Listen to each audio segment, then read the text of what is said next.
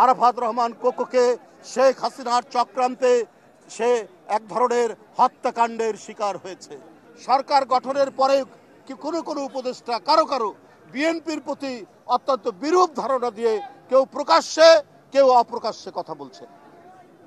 তো প্রথম থেকেই যদি এই 16 বছর নিরবচ্ছিন্ন আন্দোলন করে ইলিয়াস আলীর মতো এমপি, চৌধুরী আলমের মতো কাউন্সিলর, সাইফুল ইসলাম হিরুর মতো আপনার একজন এমপি, আপনার ইয়ের মতো কি বলে সুমনের মতো যুব নেতা, জাকিরের মতো ছাত্র নেতা নিরুদ্দেশ হয়ে যায় যে দলের নেতা কর্মী, সেই দল গণতন্ত্রের জন্য এক অক্ষয় এক অব্যয় যে পথ দিয়ে তারা এগিয়েছে, যে গণতন্ত্রের যে অক্ষয় অব্যয় চেতনা নিয়ে এগিয়েছে, আপনারা তাদের প্রতি বিরূপ মন্তব্য করছেন, তাদেরকেই নানাভাবে কলুষিত করার চেষ্টা করছেন বিভিন্ন মিডিয়ার মাধ্যমে, বিভিন্ন প্রক্রিয়ার মাধ্যমে।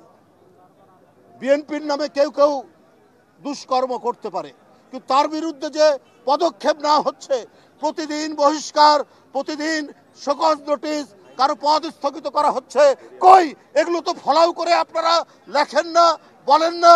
এর আগে কখনো কোনো দৃষ্টান্ত ছিল?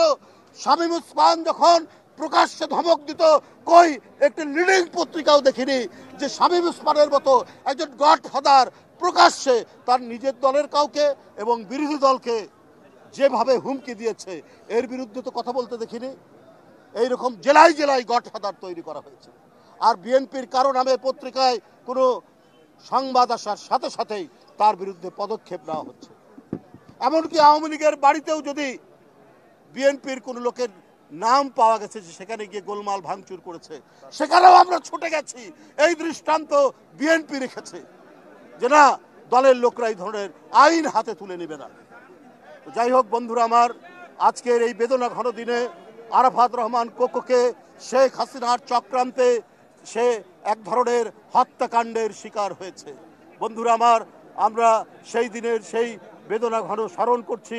আজও আরাফাত রহমান কোকোর আত্মার মাগফিরাত কামনা করি। সে গণতান্ত্রিক আন্দোলনেরই শিকার, সে গণতান্ত্রিক আন্দোলনের জন্যই তার জীবন চলে গেছে। আমরা আবারও তার আত্মার মাগফিরাত কামনা করি।